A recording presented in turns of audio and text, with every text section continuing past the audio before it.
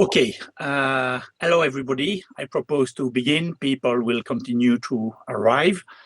Shortly, I receive more or less 45 people who want to follow our webinar. It's, I think, very good. I'm Jean-Michel, professor in political science in Université Libre de Bruxelles, a French-speaking university in Brussels. And with my lab, we organize a webinar about Central and Balkan countries. It's webinar number 20. 20 webinar, it's 1 year or 1 year and a half. It's, I think, a success. And I want to thank all the participants to be present and all the guests. I want to thank Gábor, Tóka, who helped me to organize this webinar. It was not so easy, but finally, with the election, we can organize this important webinar about a very important election. I think a lot of people in Europe will follow. Bien vu. Ouais. On prend le 44 ou le 76, j'ai dit? Yeah, Gaspar, can you close your... Thank you very much. We are not interested by what you say. And I will give the floor to our guests. We have different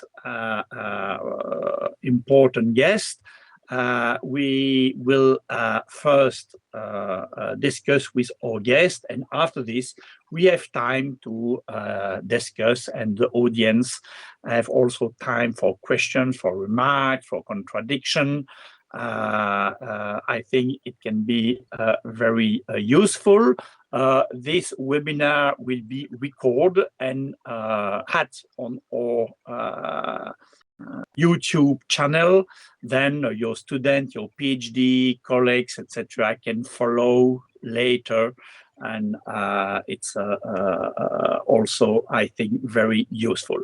I want to ask to our guests also to send me new dates for a new webinar to analyze the results of the election. It's important to discuss now, but it's also important after the election to try to understand what happened during this important election. Okay, now it's really time to begin our webinar. Maybe I can give the floor to Bernadette Zell, Affiliate Research Department of Public Policy, CEU Budapest. Thank you very much to offer your time, and I give you the floor. Thank you very much. Thank you so much, and welcome to all to this webinar. It's an honor to be here. And by Gábor Tóka, our dear friend and colleague, I was assigned to talk about the nature of the regime, of the Hungarian regime, and the election coming up very soon, actually in 6 weeks' time, in a comparative perspective. I have like 10 minutes, so I think I'm going to use my time very wisely. And first, we are going to talk about a little bit about the structural context, because I think it's very important, because if we had democracy in Hungary, I don't think we should need these webinars. And then about like election dynamics from 2010 on, and the turning points in 2024. And I would like to argue why it is structurally basically different, this election for the opposition that comes up like in 6 weeks' time.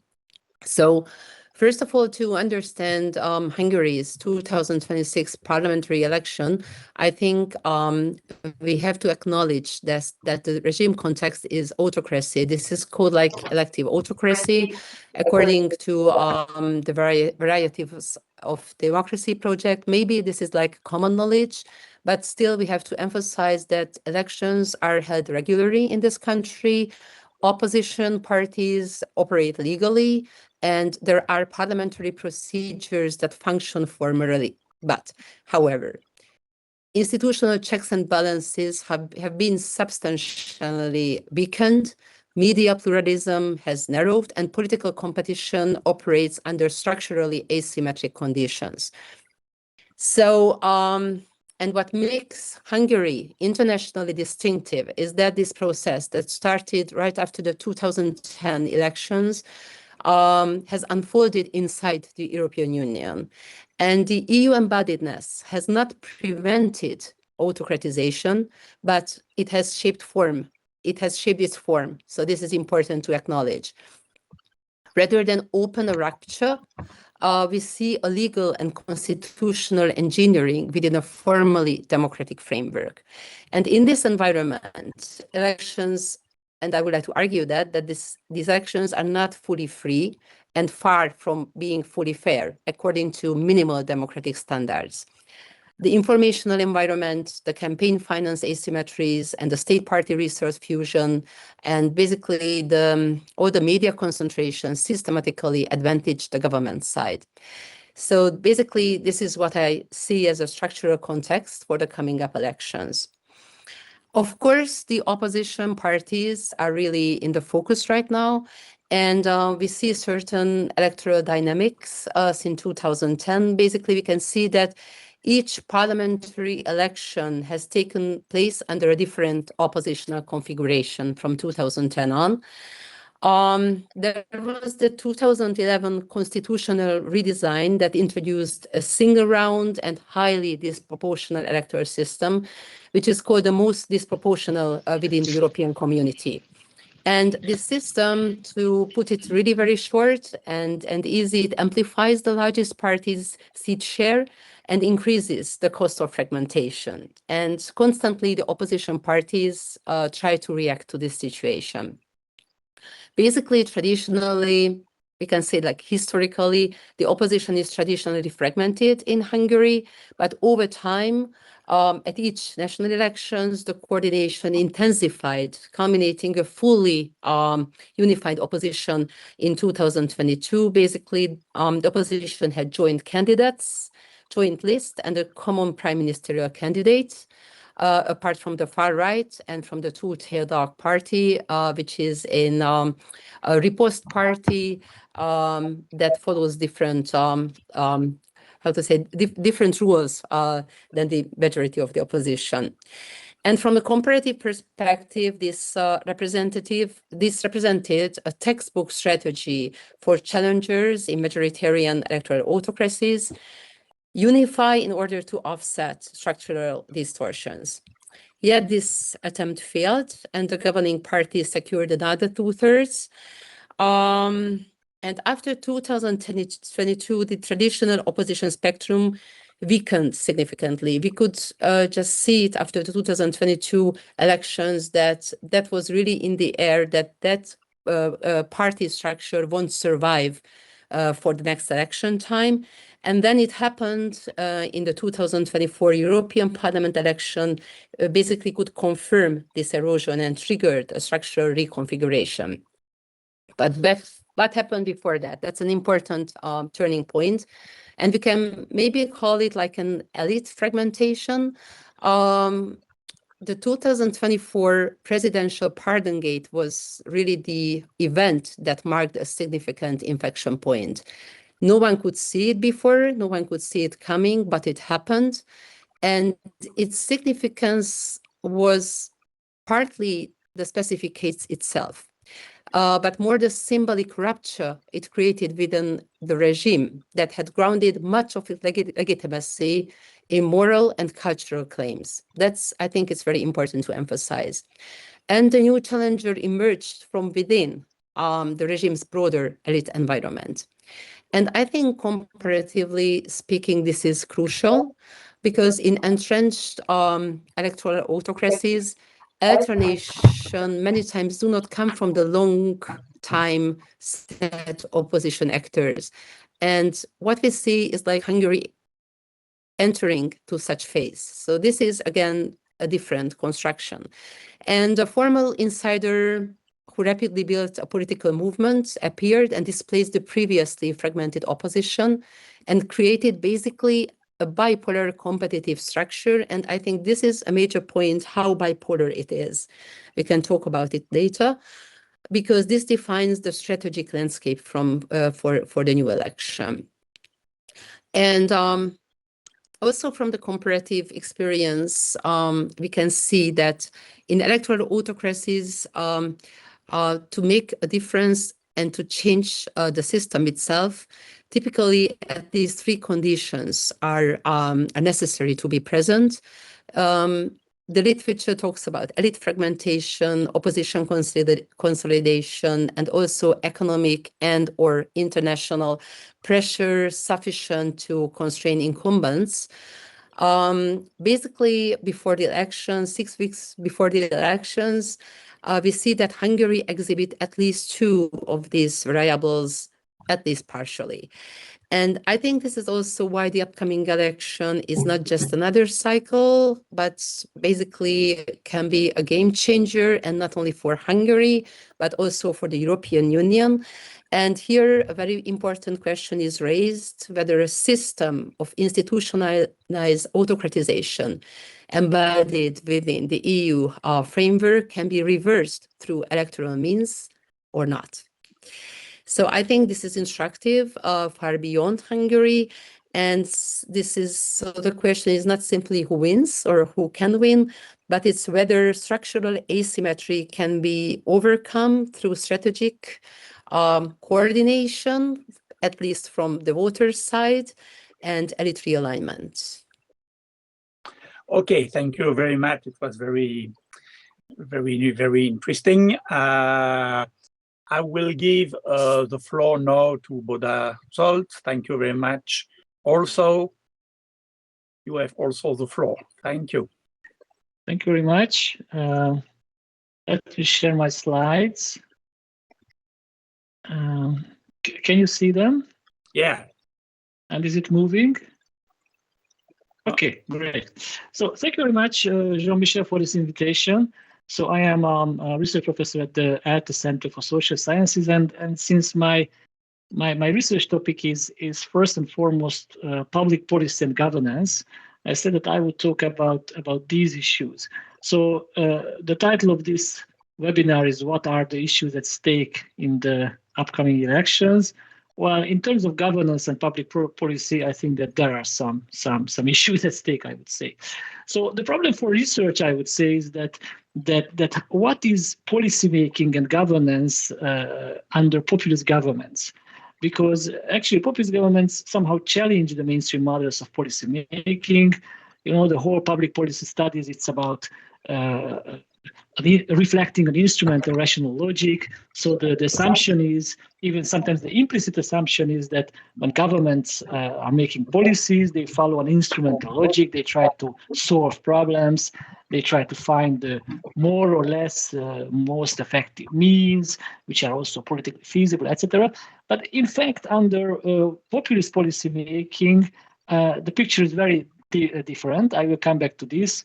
There's a kind of over-politicization, a disruptive use of policies. So I think that we need new concepts and models. And here, let me recommend, in a not very humble way, our own paper on conceptualizing populism in policy making. So there is a research problem, that what is policy under populism, but there's a practical problem, I would say, for people, and also both for people and even populist politicians.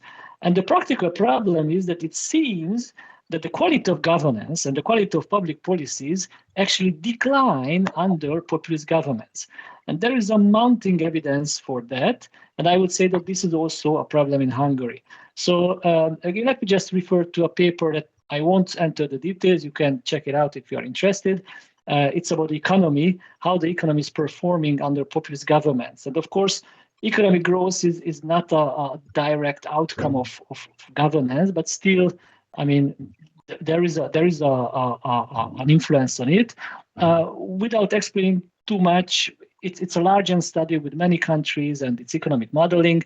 the point is that when populists come into the power, and this is signaled here on this chart by the point 0, the prospect of economic growth just declines. So it seems that generally speaking, the economy performs. Excuse me.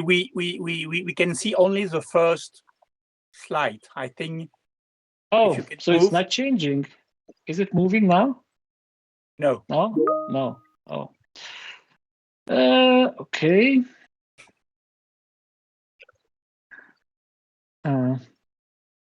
Let me try to. What about now? It is another slide. Yes. Okay. Yes. It's moving. Great. Okay. Great. Thank you. So I don't know what is the slide that you saw. Did you see this one? No.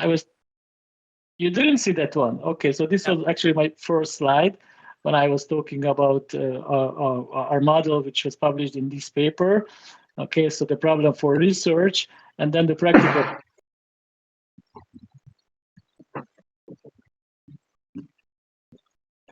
Problem, as I said, it analyzed the relationship between populist governments and the prospects for economic growth, and the prospects for economic growth are not good. And actually, we have the same problem in Hungary. These are Hungarian data. You can see that inflation has been growing in the past 6-7 years. The cumulated inflation in the past 6 years is almost 45%. Quite high, while the GDP growth actually has been stagnating. So this was not the case before that. So the first 10 years of Orbán government was relatively successful in terms of macroeconomic performance, but slowly these problems just arose, and now this is the issue. So here I brought some other just illustrations of some policy problems. So this chart shows the share of people with a university degree in Hungary compared to the countries of the European Union. You can see the black line is Hungary, and basically the share of people with a university degree remained the same during the past 12 years, while in the EU, of course, an increase happened. So actually, Hungary is not performing well in terms of educational outcome. Another chart, it's about health. It's in Hungarian, but I think that you can see the point. In Hungary, 61% of people are very concerned about the quality of the health system, and it is actually very high. Here you have a number of other countries from both Europe and America, Africa, Asia, from all continents, and Hungary. I don't know what Hungary is the first in the world, but certainly first on this chart among compared to the other countries, in terms of the number of people concerned, or share of the people concerned about health. So the thing is that both objective indicators and the public opinion signals poor policy performance in Hungary in a number of areas. We have problems with education. Of course, I just brought here one chart, but I could cite other PISA and other data. We have problems of health, problems with regional development, problem with the environment. Actually, just recently, some environmental pollution issues became very important scandals, which, of course, is not very good for the government, concerning the new battery factories, which produce batteries for electric cars. So actually, a lot of policy fields, public transportation is also in a very bad situation. So I would say that policy failures are almost happening every day, and people are reacting to that.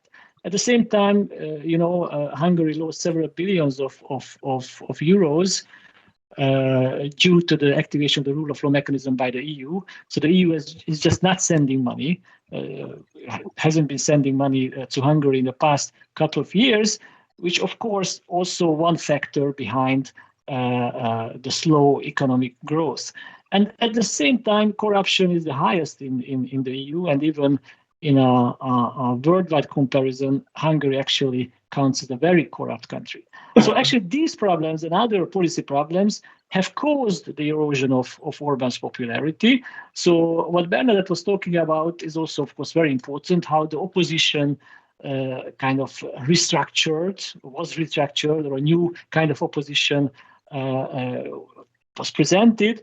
But I would say that problems of the economy and with policies are much more important than the problems of democracy for the public opinion or for the general problem.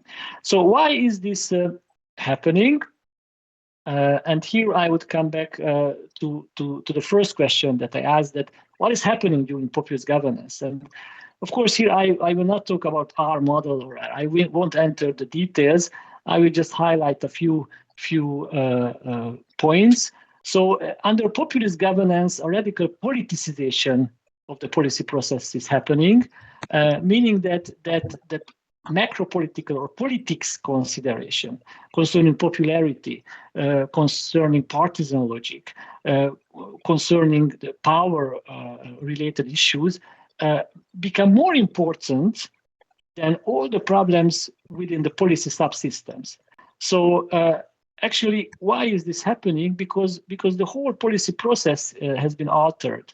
So in Hungary, and we have papers about that I wrote with my colleagues, we studied how public administration, for instance, has been sidelined in the policy process, how interest groups has been sidelined, how expertise has been sidelined, how some institutional fora of social dialogue has been abolished. So all the process was radically changed, and what is happening is a top-down, fast policy making, very often disregarding legal constraints, even legal constraints. So many policies were passed by the Orbán government when it was absolutely clear that legally they are not feasible, and they still did it because, you know, when you make a policy change, things are happening in the society, and even later court says that it was not legal. Well, there is already a fait accompli, a new situation, and that's it.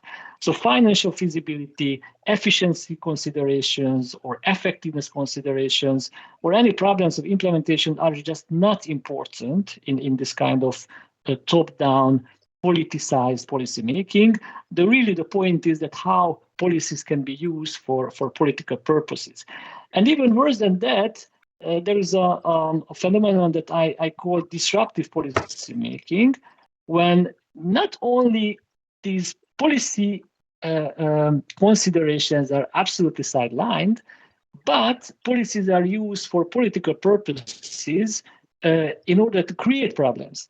So not only that they are not fit to solve problems, which should be the basic aim of policy making. We have problems with education, we do some education policy. Economy is slow, we do some economic policy that helps speed up economy. But they do policies in order to create problems. And again, I don't have the time to enter the details, but for instance, the so-called child protection law, which was passed 2 years ago, is a good example, which is not about protecting children. It's really about creating dissent in society. It's really about problematizing LGBTQ issues and discriminating LGBTQ plus people. So the whole law is the whole policy is about creating problems instead of solving. So strangely, it took some time the problems to realize. So the first 10 years, as I said, economically was quite good. Even in terms of policy making, it was not apparent. I published a book like in 2020, and in one of the chapters, I was just trying to reflect upon the situation, that how come that with this kind of policy making, we don't have much more serious policy failures in Hungary. But actually, even in that book, I was speculating that there is more policy failure that we are actually aware of. And I think the past 5-6 years, again, really demonstrated that this is the case. So, okay, I won't enter here. Just my last slide. So coming back to the question of this webinar, what are the issues at stake? these new elections. For me, I think that the stakes are the normalization of policymaking. So I hope that if there is a change of government, maybe there will be a return to a more normal way of policymaking, which will lead to better governance quality, better policy outcomes, and at the end of the day, better conditions for social and economic development that Hungary badly needs. So thank you for your attention.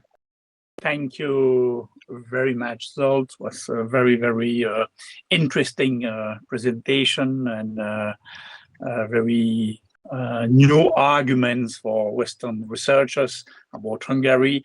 And now I give the floor to Gábor Tóka, Senior Research Fellow at Central European University, well-known also researcher. Gábor, you have the floor. Thank you very much. Yeah, thank you for your interest in this election. I try to share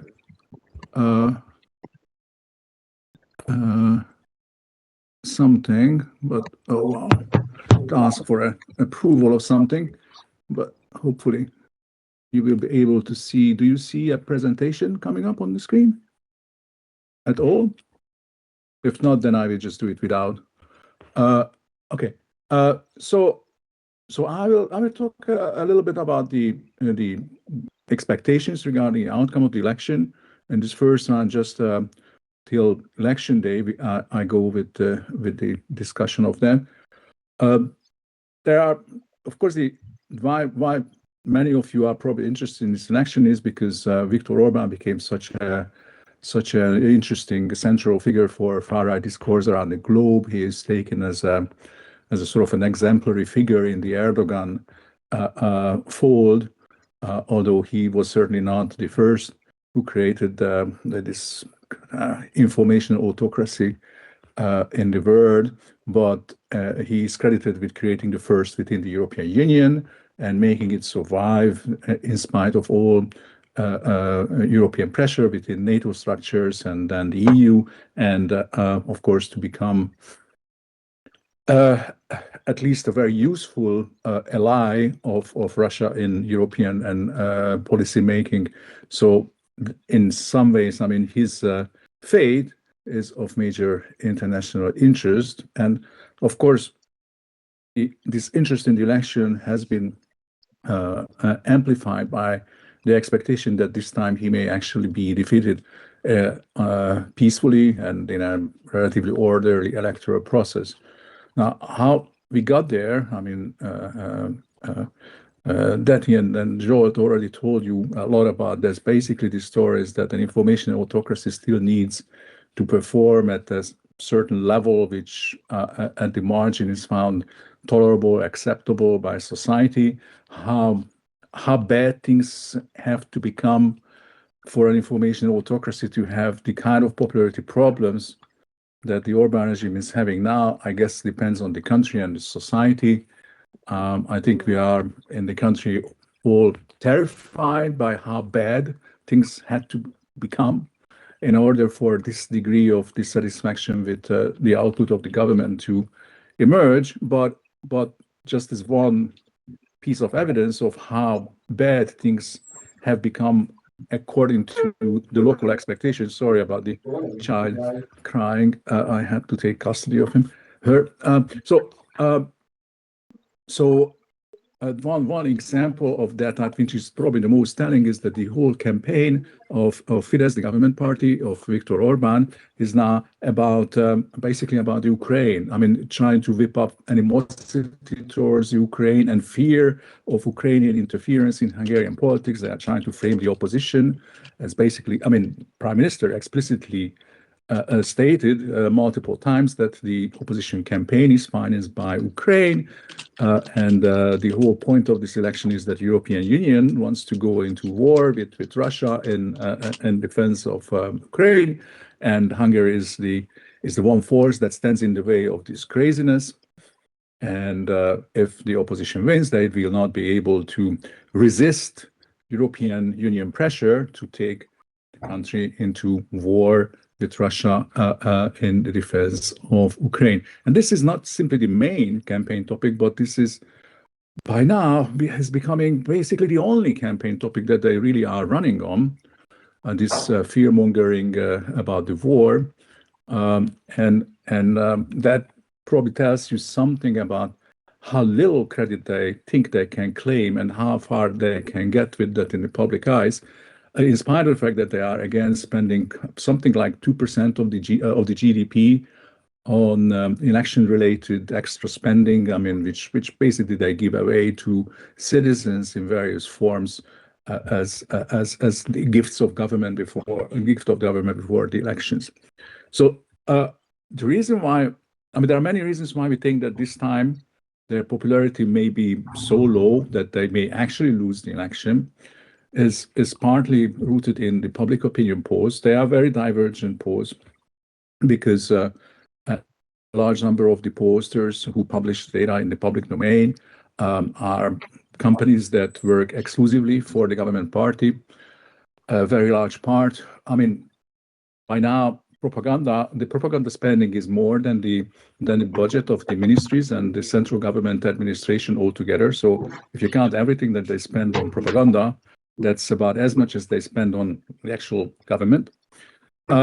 And so they do a lot of public opinion polls as well. A tiny little fraction of that gets published in the public domain, or supposedly data gets published in the public domain, and they still show healthy lead by the government, 4, 5, 10% over the main opposition party. The polls that are independent of the government show a very different picture, very consistently, with very little change over the last couple of months.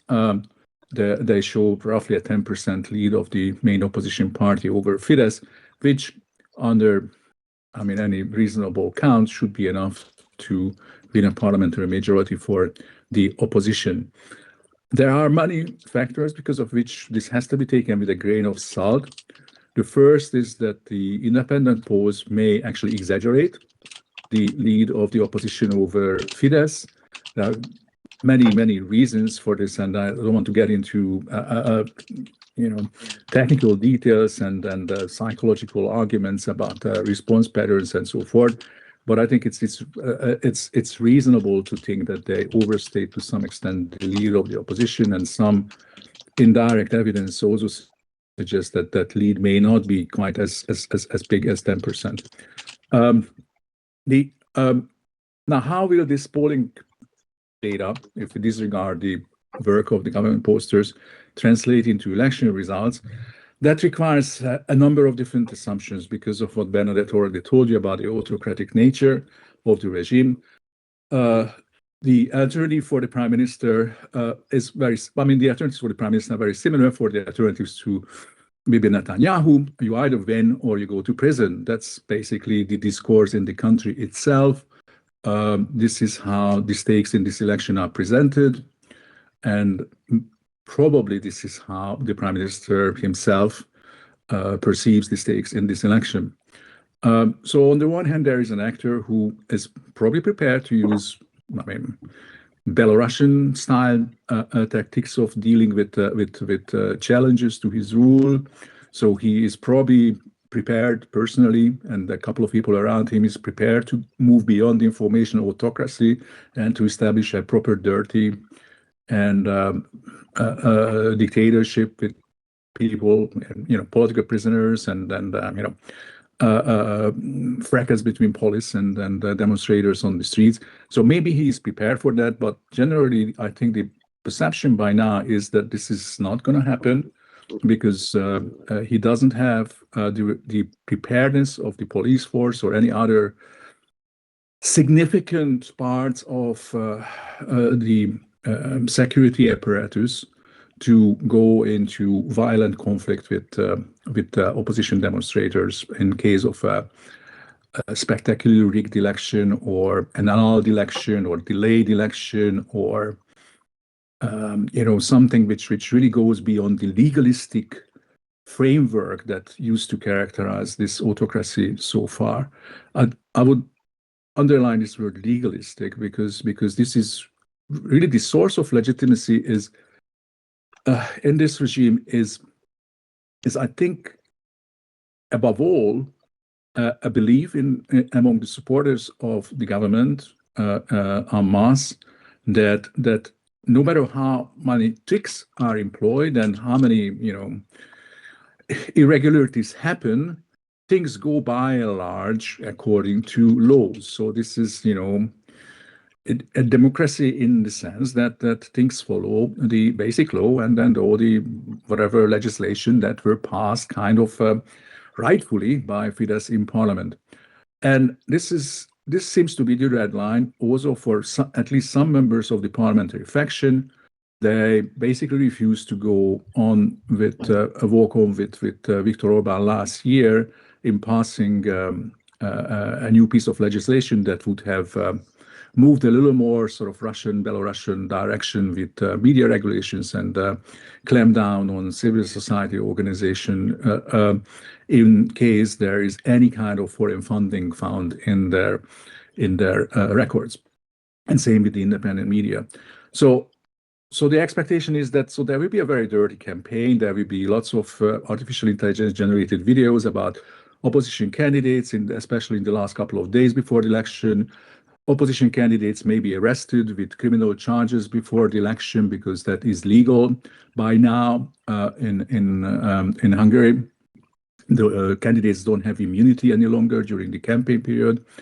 There may be there is a widespread expectation that there may be terror attacks on a small scale, probably without hurting anyone, but still terror attacks, which will be presented as Ukrainian terrorist attacks, trying to block Hungary's access to oil and then create a petrol crisis in the country and this kind of things. There will also be there is underway a very massive, unusually massive vote buying operation in the country. Again, expectations are divided about how successful this may be. There is a strong it is very plausible that there is a lot more money going into that, and it's a lot more cynical operators dealing with this thing than in any election before. But also the fear among the vote brokers and the ordinary people who have to act illegally to make this vote buying operation successful have many more reasons to fear the legal consequences of running a vote buying operation than any previous election. So it is probably not going to be very consequential. The terrorist attacks, if they happen on this small scale, probably not going to have a major impact on public opinion. The opposition opinion largely expects that, and there was a lot of educational effort by many actors going into the public sphere, which probably to some extent prepare people for all sorts of compromat content and for whatever may come in the campaign. What we also assume is that the vote will be counted fairly. The mail ballots will be a problem. There will be many irregularities with mail ballots, but the mail ballots don't have much of an impact on the mandate distribution in parliament. So apart from creating some hysteria around that, that will not matter much for the election results. And we also think that there will be many legal challenges to the results after the election. There will be 107 separate declarations establishing the election results, one each in the single-member districts, and then after every single-member district was declared, there will be a 107 declaration that, depending on the results, the exact results in every one of the single-member districts, will determine the distribution of the list seats in parliament, and in a complex and bizarrely complex rhythmic. But we think that the legal complaints will probably not change the results very radically. It may be that the new parliament will have to be formed without some of the declarations still waiting to happen, but that's about it. And just to get to a last point, so to put things in perspective, so if with all these assumptions that I listed, I kind of get to the probabilities that it's about a 70% chance that the opposition will win a simple majority of seats. Another 15% on top of this is that they will actually end up with a 2/3 majority of seats, which allows them to change constitution, etc., etc. And there is a 15% chance that either Fidesz on its own or Fidesz together with the far right, our homeland, will have a majority between them in parliament. Now, this is almost exactly what betting markets are showing right now. So, I think it's interesting, not because this is my kind of estimate right now, but I think what I told you about it are the kind of necessary assumptions to make what betting markets and the Good Judgment Project, super forecasters who put the opposition victory at 65% probability right now. So these kind of percentage chances that the sort of the international informed opinion also start seeing require these kind of assumptions that I mentioned. So, I mean, that's, I think, how we are going to get to election day. And then on election day, of course, it may still happen that the 15% chance materializes. Okay, thank you very much, Gábor. I want to know also, do you think, the question is for our three guests, how do you see the electoral results? Maybe we can hope for one thing, but can you be sure? Because here in the Western press, I can read that Orbán will lose election. It's done. Are you sure? Do you think, because electoral trends send some positive message, but what is your, how do you analyze the future? What do you expect for the electoral result? Bernadette, maybe? Yeah, I guess this is, I should go answer this question. So the calendar is the following, that the election happens on the 12th of April, which is a Sunday. On election night, we will not have full results, but we will have enough to see the broad picture, and that broad picture is not going to change afterwards, I think. It never did, and there is no reason to expect a change in the election night, I mean, a fundamental change from election night afterwards. Sort of preliminary final results become available on the Friday following the election, after the count of the votes from abroad and of the absentee voters who will vote in a very large number in this election. So the people who don't vote in their at their home residence will only have their votes counted on the Friday following the election day. So that will add a couple of percentage points to the processed vote, and will have kind of an ambiguous impact on the outcome, but it's not going to be a massive impact. So unless the election looks very, very close on election night, the Friday count will not shift the majority from one side to the other.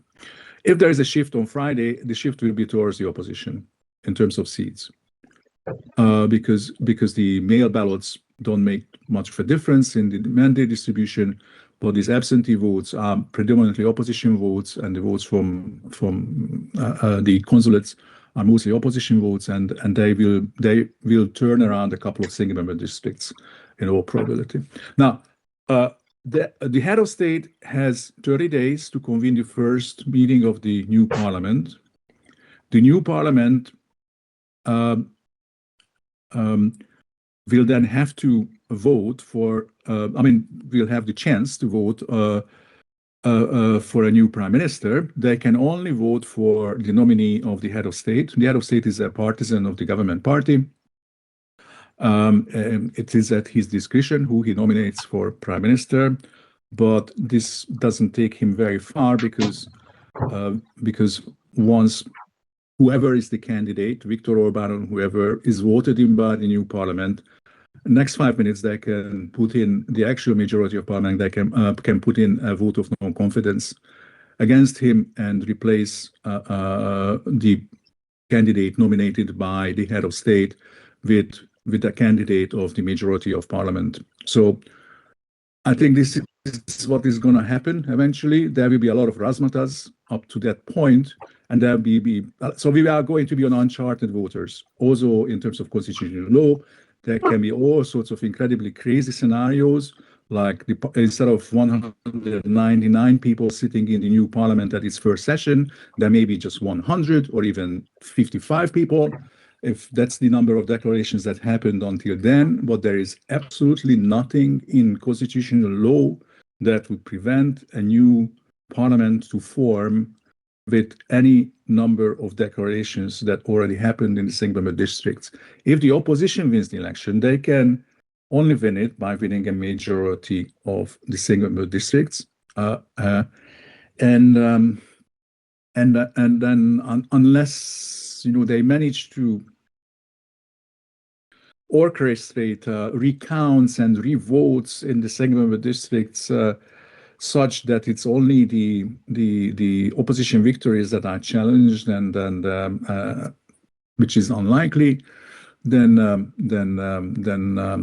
that's what is gonna then there will be an opposition majority in this round parliament, and that will elect eventually Péter Magyar for prime minister. But of course, it can happen that there is something that we didn't calculate with. There's something with the Iran war, or I don't know, a petrol crisis, or I don't know, with unpredictable psychological impacts. So there is a lot of speculation about all these things.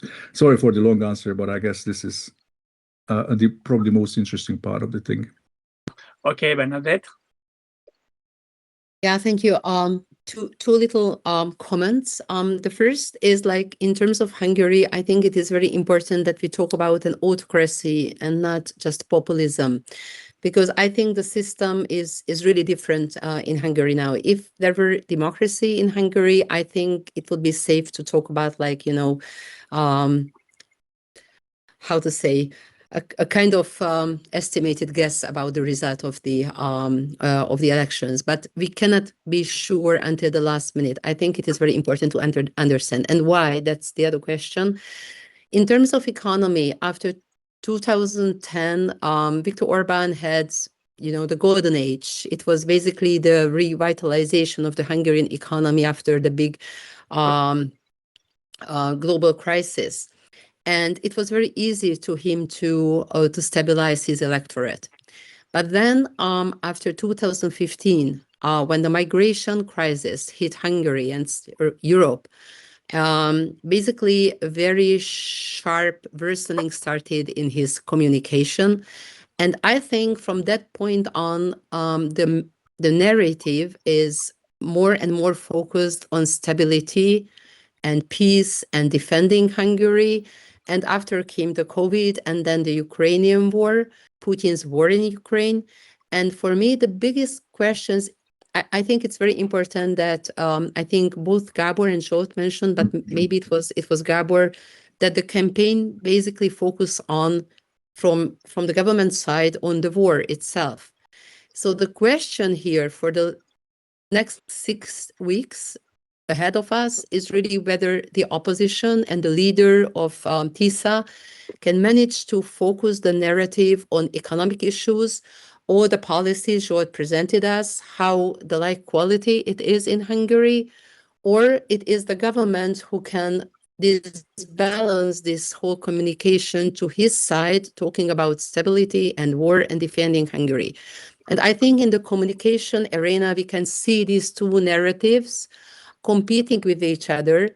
And I think still they are the incumbents, they have all the resources. I think it is very important to see and also to document how the narrative of the government is spreading in Hungary, or it cannot spread after a certain it cannot change it cannot change the electorate's mindset, how to say so, because we could see in 2022 after so in the very last moments of the party, we could see in 2022 the mobilization as well, which was beyond the narrative of the government, which was very extensive. So it was unfortunately another factor that the opposition couldn't succeed in, the mobilization of the voters to get to the ballots. So I think the structural landscape is given right now in Hungary, but the narrative campaign, the mobilization, and the visibility of the politicians are still a question. And these three factors will define how the last part and very crucial part of the campaign will proceed. Thank you very much, Zsolt. Oh, I'm not sure that I want to add anything to what Gábor and Ben have said at this point. So maybe let's just go to the questions. Or okay. No, but then let me add one thing which I forgot. Sorry, that well, I mentioned that the independent polls show roughly a 10% lead of the opposition, and it's probably smaller than that. Now that, of course, still sounds very, very safe lead, right? But I should add that actually they need a 2 to 6% lead to win an absolute majority of seats in parliament. So it's an autocracy. So there is a very unfair electoral system. If the far right doesn't enter the new parliament, for which there is a chance, maybe 30-40% chance, then it's enough to have a 2 to 4% lead over Fidesz in the votes without the mail ballots. And then the TISA party, the only opposition party that will enter parliament, apart from the far right, so that's enough for them to have a majority in the new parliament. If, however, the far right enters parliament, which is quite likely now, like at least 60% chance or even 70%, then they will need probably a 4, 5, 6% lead over Fidesz. And then we are very close to what their true lead may be right now. So in that sense, I mean, it is, how optimistic we can be is very much dependent on how big is the overestimation of the opposition lead in the independent polls. And we don't know that much about that. I get to this relatively optimistic estimate of 70% plus 15% probability of an opposition victory by assuming that the trend is in their favor in the last couple of weeks, which is what my reading of the polls of the last couple of weeks was, that if there is any trend, then that's in favor of TISA. And that seemed to be a reasonable interpretation last week. Whether that's still be a reasonable interpretation this week, I'm not so sure. So it can be a pretty close election. And if there is a relatively narrow opposition majority in the new parliament, even if there is an opposition majority in the new parliament, then of course they will have a very limited ability to govern because of all the authoritarian structures built in the system at this point. So basically, in Hungary, you can govern if you win a parliamentary majority. You can govern if you are called Fidesz. If you win a simple majority in an election, you cannot vote if you are not called Fidesz. Let's put it in this blunt and simple way. That's part of why we call this an undemocratic system, an autocracy right now. And to dismantle this kind of safeguards of autocracy, they would need a 2/3 majority in new parliament. Now, there is a route to that.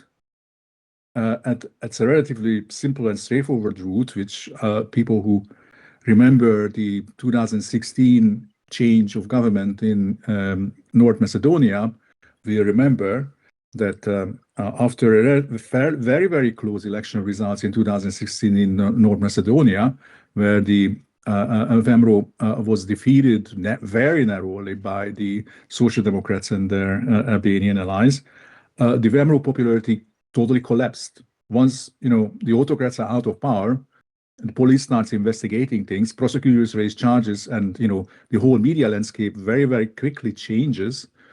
A party like Fidesz can experience a massive collapse of support. And that is, I think, very, very likely to happen in Hungary, even if there is a very small opposition majority in the new parliament. if there is. And then there will be a second election, in all probability, in the second half of the year, which will probably produce something that a lot of people will dislike, a very, very one-party dominated parliament, which will raise a lot of concerns in the country and abroad about how democratic this new regime that is emerging instead of the Fidesz regime is going to be. And that is inevitable. This change wouldn't have happened if this new alternative is built on grassroots democratic principles. So it's not going to be, a shining path to democracy anytime soon. It's going to be a very rocky process, lots of power dependence. Even if there is a transition from autocracy, political culture is not going to change overnight, and the institutions, and the personal, how that changes is going to be also very, very rocky. Also, policy, of course, will have lots of inertia. So, okay. So be guarded in your optimism, and certainly Bernadette is absolutely right that in an autocracy, it's not so easy to predict election results on the basis of public opinion polls and the like. Okay, thank you. Maybe, sorry, Jean-Michel, maybe let me just make one more remark, just to complicate further things, because of course Gábor and Bernadette are right to emphasize that Hungary is an autocracy, and here things may happen which are not legal, which are unpredictable. Fidesz may be able to mobilize its supporters in the last moment with means which are on the gray zone, to put it politely. But let me also repeat that what Gábor said, that the Hungarian electoral system is quite complicated, and the opposition needs to win the majority of the individual seats, in order to win. And actually, so gerrymandering also happened in the past years, of course. So all the system is really optimized for Fidesz. But just the fact that the supporters of the opposition are predominantly urban young people, and statistically speaking, young urban people, just the distribution of the supporters of the opposition, the geographical distribution of the supporters of the opposition may be just uneven, and maybe there will be a lot of people in urban areas and much less in rural areas. And that's why also I absolutely agree, of course, and everybody agrees with what Gábor said, that the opposition needs at least, I don't know how many, 3, 4, 5, 6% of lead nationwide in order to be able to win enough individual seats and really to gain a majority. So there is a kind of uncertainty absolutely in the system because of many factors, not only because it's an autocracy, but just because the situation is very complicated, I would say. Okay, thank you very much. And now it's a question time. You have your yellow hand, who I propose to have 2 or 3 first questions. The first question is always, okay, Marek, you can begin. Hi, thank you very much for very interesting presentation. I'm very interested in Hungarian politics, but I don't know much about Hungary, as my focus is more on Czech Republic and Slovakia. So I'm originally from Czech Republic. Now we have in power also a great friend of your prime minister, unfortunately. But it's also maybe interesting that there is potentially some kind of this alliance. I wanted to pick up with the point about the electoral system and gerrymandering. As we know, there were like many reforms of electoral system, kind of attempts to skew the electoral system more in favor of Fidesz and of the incumbents. And we also know that similar things, for example, happened also in Italy with the Berlusconi government and with like subsequent amendments or changes to the electoral system that actually backfired against the incumbent. So my question would be if you expect something like this happening, that unintentionally the electoral system may help the opposition, or is it just like too far-fetched? Yeah, this would be actually the main question. So like the disproportional effects of the electoral system. So in case the opposition wins many single member districts, if this could help them to win the 2/3 majority, they need actually to change the constitution. And if the gerrymandered district boundaries could actually help the opposition. Yeah. Thank you. Maybe I could connect it also with the assessment of the TISA party. So from my perspective, it would be a typical example of an anti-establishment party. We know from other countries that these parties usually have like very evenly distributed support across the territory. So I would be also interested in your take on this, how evenly they have distributed their support. Is it mainly Budapest or also like in the provinces? And actually coming back to the first point, how this actually plays out in a relation with the rules of the game and the electoral system. Yeah. Thank you. Tim? Thank you very much, Köszönöm. Merci beaucoup for a really interesting set of presentations. I just wanted to ask, to actually build on something that Bernadette was saying that I'd like to know a little bit more about, and that is on the TISA side of this election. TISA is an interesting phenomenon. It's an umbrella organization that brings together a bunch of different voters, right? So I see that TISA has kind of three groups it needs to kind of address. There's the voters who don't vote, to try and persuade them to turn out and actually vote, to mobilize those particular voters. Then there's the kind of traditional anti-Fidesz vote that's been there in a series of elections. It needs to mobilize them. And then what's interesting is that they're obviously, I mean, the story of Petya Magyar and the creation of TISA, there are a lot of former Fidesz supporters who they are fishing for. So I would imagine in the campaign that the kind of messages being used, one is to try to kind of mobilize the electorate who haven't voted to say this is actually a chance for you. Secondly, the kind of anti-Fidesz vote, it's like, come on, you've got to turn out. You normally turn out, you've got to turn out in this election. And then there's the former Fidesz voters. So what kind of messages are being used? I wonder, to what extent, linking in with one of the other presentations, that the emphasis on the poor performance in the economy and public services, how far is that message being used to actually address the former Fidesz voters? And I guess, sorry, this question is a bit longer than I planned it to, but also just thinking, how effective do you think TISA are in terms of addressing those three different kind of voters it needs to address? But thank you, Köszönöm, for some really interesting presentations. Thank you. Maybe Zsolt? Me? Okay. Yeah, it's well done. Okay, so to the question of Marek, yes, actually, it may happen that the electoral system actually helps the opposition, because there is the Hungarian electoral system is, as I said, it's a bit complicated. It's a combination of first past the post kind of system and proportional system, and there is also a mechanism which is called in Hungarian compensating the winner, which is a contradiction, because how can you compensate the winner if it was a winning?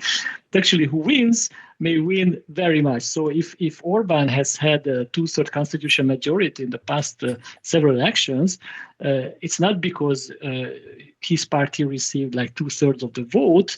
His party received just a simple majority of the votes, but because of the compensating the winner, it was like scaled up, and they got 2/3 of the seats. So it may happen, at least in theory, if the opposition wins with a confident majority, that at the end of the day, it may become like, for instance, 2/3 majority or a much larger victory. Of course, it may happen, because it's an autocracy, that the government or the parliament, of course, in the very last moment changes the electoral law, and I think this is an absolute possibility. I also think that it is becoming, as time passes, it is becoming more and more difficult for Orbán to make really unfair decisions, because it will really turn back against him. So I don't know, but I really expected the government and the parliament to change the electoral law in this system and take out this winner compensation mechanism. As for the distribution of the TISA supporters, as I said, statistically speaking, urban, more educated and younger people support TISA. But and more elderly, less educated, and people living in rural areas or villages are more, statistically speaking, more supporting Fidesz. But I just talked a few days ago with a colleague of mine who made a large survey in Hungary with 4,000 sample of 4,000 respondents, which is a huge survey. Imre Kovács, and he just told me that actually what he sees that basically TISA is leading in almost every social, how to say it, groups or cohorts or whatever he's looking at. Fidesz has the advantage really in the poorest and the two poorest income deciles of the society, and in some specified social groups, but TISA has a fairly even distribution of supporters. But again, yes, in villages and in Budapest, of course, there's a higher percentage of TISA supporters. Maybe I will stop here. Okay, thank you, Bernadette. If you want to add something. Yes, thank you so much for the question regarding the TISA messages, because I think this is one of the core points of the narrative competition, which is going on currently in Hungary. We can really see that there is the government narrative about fear and stability and war, and they have all kinds of resources to target people. If you want to see a movie in a Hungarian platform, you would automatically find all kinds of marketing activity trying to get you closer to this, each kind of the rally events and so on. So it is really extensive to be in Hungary right now, because you get a lot of message. And it's not only the Hungarian propaganda, but it is international propaganda coming from, for example, Russia that hits Hungarian voters. So actually this is really deep, and Hungarian people, Hungarian electorate gets a lot of message from the government right now. And on the other side, and you asked about the TISA messages, this is really about how your life looks like in Hungary. I mean, it's not only the quality, but it's really the manageability of your life. It's education, healthcare, going to work, transportation. Zsolt has introduced us a lot of important charts about how actually on a micro level it looks like. But currently, individual people can feel it. So we have a lot of experience on our own skin, how it works in Hungary. And this is really the battle right now, whose narrative wins in here. And I think, and I also support that perspective that basically it is very strong among the Hungarian people that we need a change. We don't want to live like that. And this is really the question that how widespread it is. We can see on the rallies of the politicians that they have these two distinct messages, but government politicians are also given very, very down-to-earth questions on these rallies. So it is important. And also really, and the narrative changed a lot. A couple of years ago, we had a lot of ecological issues going on in Hungary. We really tried to talk about them, very serious issues, but that was somehow, it couldn't reach the audience that much. Currently, we talk a lot about poisoning around the battery factories, and all these kinds of ecological local catastrophes are really, really broadcasted. So this is a new narrative that is out in the Hungarian population. And it was very interesting that you used the word the umbrella party for TISA. It is really what we see. He is really perceived as a person who can make an effective change right now. So he's given a lot of responsibility. And for many people, it was a big surprise that he won't be a one person or a one man show party or a single issue party, but really became a widespread party with a lot of politicians who can talk about a lot of important issues in the media, and they have a program. And this is a very nuanced agenda, which tells a lot about how they would govern Hungary in the case they could win at the elections. And I think that was also convincing from the three targets you mentioned. It was convincing also for former Fidesz voters. I think it was a reinforcement. And those people who are anti-Fidesz as well, because liberals had a lot of questions. What would happen if you give you this big responsibility? So I think it was very reassuring the way he used TISA party and Magyar Péter used his tools to communicate with these different segments of voters. Also, it's true they avoided a lot of like issues which are which wouldn't resonate well in these audiences, but still, they have convincing messages regarding the down-to-earth issues and to foreign politics, regarding foreign politics and international politics, European politics as well. Okay, Gábor, do you want to add something? Well, maybe two things. Three. The gerrymandering is important if the vote shares of the two major parties are relatively similar. If they are neck and neck, then gerrymandering twist things in favor of Fidesz.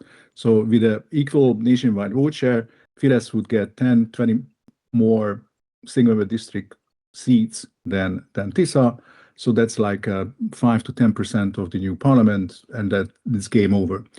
So that's the gerrymandering effect. But when we get to a landslide victory, which can produce a 2/3 majority, then that's a different aspect of the electoral system. That it just simply favors the big party. So there, the two parties are treated relatively even-handedly by the electoral system. They both get pretty much the same bonus if they have a landslide victory. So yes, the electoral system can backfire, and as Zsolt mentioned, there would be a fix for that, which is in the power of Fidesz to eliminate one peculiar and very unpopular component of the electoral system, which would make it instantly less disproportional and probably prevent TISA from having a 2/3 majority. But they didn't do that. They didn't do that in time. There were other electoral reforms which were planned, and there was sufficient maybe resistance is not the best word, but uneasiness about passing those reforms in the broadly understood Fidesz circles to stop these things happening. So there are, so technically we can imagine all sorts of things that, a very cynical dictator can do very, very nasty things. And I at least fully believe that he is perfectly prepared to do anything. But that doesn't mean that he will do anything, because he has constraints inside his own people. He needs the collaboration of many actors to do this, and he doesn't get that. And this has been the repeated pattern of the last 2 years, both when it came to electoral reform, when it came to the new media and civil society regulations, and when it came to suppressing the Pride last year. Then the police turned out not to be so loyal to the prime minister's wishes as he would have liked to see. So that's where the regime is running into problems. Now, second is this rural-urban thing. I think this is incredibly exaggerated. It's because of the stupid maps that people are looking at. Yes, if you look at electoral maps of Hungary, then you see that the rural areas, are far more orangey than the urban areas, but in actual statistical analysis, where you live has absolutely no impact whatsoever by now on your vote. All what matters is how educated you are, what's your income level, whether you are a Roma or not. how religious you are. If you have these four, and the religious people, the less educated, the low income people, and the Roma people are mostly concentrated in the smaller localities, and that's why Fidesz has an advantage in the smaller localities. Not because the smaller localities, for some peculiar reason, are more Fidesz supporting. So yes, the opposition support is in a way very advantageous for street politics. In terms of street politics, the opposition has all the trump cards. They have the cities, they have the young people, they have the educated, high-income people who take more risk, probably, in certain situations. So that's a force to reckon with, and Fidesz will not win the streets, even if they may pull out an equal vote share after the election. In the election, maybe. So, I'm sorry, I already talked too much again. So, back to questions, I hope. Okay, thank you. Who want? You have new questions, Adam? Yeah, sorry, my camera is broken, so I'll just speak. I have one question, because Zsolt was talking about these reasons for this support now for the opposition, with poor economic performance and so on, public policies. I'm just wondering if any role was played by performance of opposition when it comes to the cities belonging to opposition. I mean, ruling by opposition, including Budapest. Because also in literature in other countries, there is a talk about, this possibility that when opposition governs in cities, because of not only building party cadres, but also because of performance in the cities, they build a kind of capital to then that has the impact on result of next national elections. Does it any matter? I mean, the performance of opposition in the cities belonging to, I mean, when it comes to mayors, at least, of course, because another issue is with local assemblies. But at least when it comes to mayors' positions belonging to opposition, does it really matter in this increasing support for the opposition? Thank you. Yeah, Another thank you. questions? Okay, sorry. Another questions? I see that Antonio asked to Zsolt. Zsolt talked about the poor economic performance under Orban ruling. So how can you explain that so much Hungarians are still voting for Orban governments? It is only of stability and the war in Ukraine, or it is also because of social policy which support the traditional family? Zsolt, you can answer maybe. Okay, I was going to answer the first question as well, so I will try. So the first question is also very interesting. So is it, what about local governments run by opposition or non-Fidesz mayors, and whether they were serving as a kind of democracy hotspots? I think it's a very interesting question, and I don't have a very clear answer. I don't know about researchers which would have demonstrated this effect. I think that my hunch would be that yes, the fact that Budapest has been run in the past, 10 years or so already by an opposition and a young opposition mayor, and that Budapest has been more or less performing well. I mean, this could have set an example. Also, a lot of democratic innovations happened in Budapest, like citizen juries and things like this. I don't know how exciting is it for the masses, but I suppose that it may have some effect. Also, during the 22 elections, actually the coalition of the opposition parties was led by a mayor of a town in east southern Hungary, which used to be a stronghold of Fidesz. And this guy took over and he became the mayor, and then later he became the leader of the opposition. So I think that these mayors and these opposition towns, let's say, played some role in organizing the opposition. But we have, and also one more thing is that my colleague that I already quoted, Imre Kovács, he was arguing actually that the fact that the Fidesz very much constrained and limited the autonomy of local municipalities, you know, and local governments. Actually, it backfired against them, because Hungarians, according to polls and surveys, actually for Hungarians, it's very important. Local autonomy is important. It's almost as important than individual autonomy. So strangely, all this centralizing politics of Fidesz may have backfired against them, and this local democracy and local governments in many ways may have played some role, let's say, in organizing or helping opposition. Now, very shortly about Antonio's question. Yeah, I think again there are many factors which are at play, of course, why people vote for Fidesz. First of all, Fidesz has been very successful in playing the cards of identity politics. You know, they polarize the society tremendously along cultural and ideological and discursive and value terms. So many supporters, or at least there is a very hardcore supporters of Fidesz who are just, you know, under the charisma of Viktor Orban and under the spell of this very polarizing political discourses. So I think this is one thing. The second thing that indeed Fidesz was made a lot of decisions which was good for people.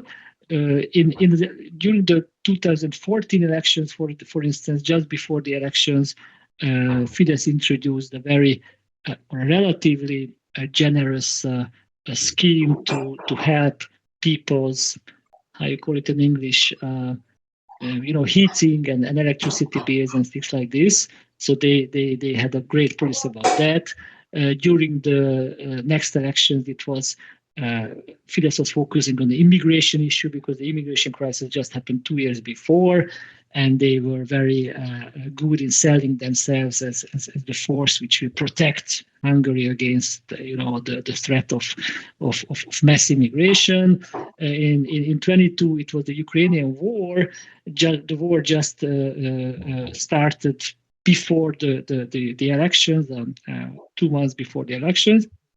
So I think that all this, in a sense, Viktor Orban has been very lucky in many sense for many years, but this time there is no such strong message that he can convey, and all the problems that I listed are there. But for sure, I mean, I think the how to say, the balance of the Orban government in this past 16 years is mixed.